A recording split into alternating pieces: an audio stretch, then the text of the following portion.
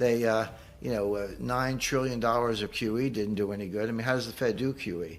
They buy bonds from banks, give the money to the banks, and the banks give it back to the Fed as excess reserves. What does that do for the economy? Nothing.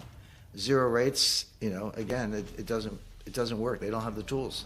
We've been talking about recession, inflation, deflation, but the one thing we haven't spoken about yet, you kind of just referred to it, is there a global liquidity crisis coming?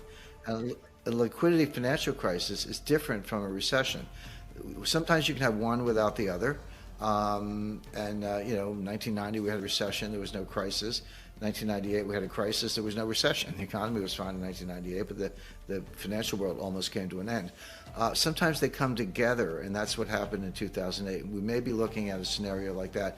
By the way, 65 trillion in foreign currency derivatives, yeah, but try 1 quadrillion in total derivatives. I mean, that's foreign currency, and that was the focus of the BIS paper. But when you get into interest rate swaps and commodity swaps and swaptions and all the rest, that's 1 quadrillion, which, for people not familiar with the Q word, is 1,000 trillion. So wow. You pointed to 65 trillion, and you're right, that's FX, but there's 1,000 trillion or 1 quadrillion of derivatives off balance sheet of the banking system, supported by collateral, a little sliver of collateral, and there's a dollar shortage, and that's getting ready to implode. Well, a couple things you can do. One thing, I would increase my cash allocation. A lot of people hate cash. They're like, it doesn't have any yield. Why would I do that? I'm missing out on whatever, Bitcoin or stocks or whatever. Cash is extremely valuable. Number one, it performs very well in disinflation and deflation. Deflation, it could be even with a very low nominal yield, it can have a much higher real yield in a world where prices are going down.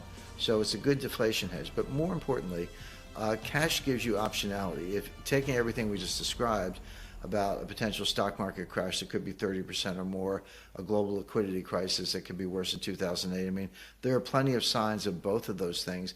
Well, if you're the one with cash, first of all, you're not going to lose money on cash.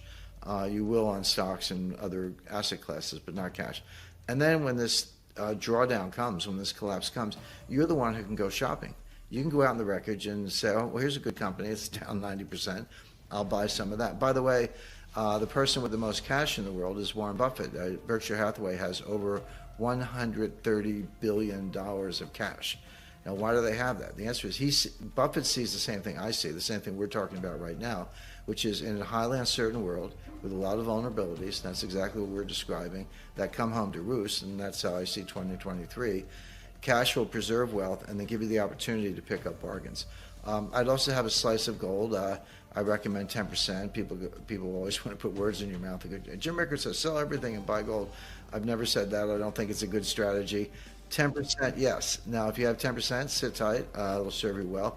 If you don't, you might want to get some gold, because a lot of what we're talking about is going to play out in foreign exchange markets. In crypto, there's nothing there, but they've replicated this infrastructure. And so a lot of the wealth that's been generated in crypto is because you own a crypto exchange, or you own a lender set. Now that's all imploding.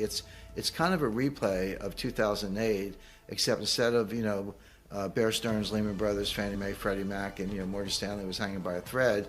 It's FTX most prominently, but Genesis is kind of considering bankruptcy, et cetera. So all that is collapsing. So Bitcoin's not an exchange. It's not part of that infrastructure. It's just a coin. The best analogy I've been able to come up with, I have a lot more to say about it coming out of communications theory, but it's like a casino chip. If I walk into a casino, put my money on the roulette table, and the croupier gives me chips, I can gamble them, I can play with them, I can make money or lose money. But when I leave, I go to the cashier and get my dollars back and walk out. If I take the chips outside the casino, they're worthless. I can't pay for dinner with casino chips. So cryptocurrencies are casino chips. You're in the crypto casino. Some people made a lot of money, and I know some of them personally. A lot of people have lost a lot of money. More have lost than made money, which is how casinos work, by the way. So eventually they'll all go to zero, but in stages. But what's collapsing right now is the infrastructure. China's non-transparent. Russia is much more transparent, although Russia is starting to be opaque a little bit because they're in a war. But you can see the inflection point is 2010. So from 1970 to 2010, it's a long stretch, 40 years. central banks were net sellers. It didn't mean everybody sold everything, but Switzerland's down 1,000 tons, U.S. was down 1,000 tons after losing 8,000 tons, or sorry, 11,000 tons between 1950 and 1970. It was down, down, down. 2010 was the year that central banks became net buyers. Now, it doesn't mean every central bank was buying gold. It does mean that they were selling a lot less and others were buying more.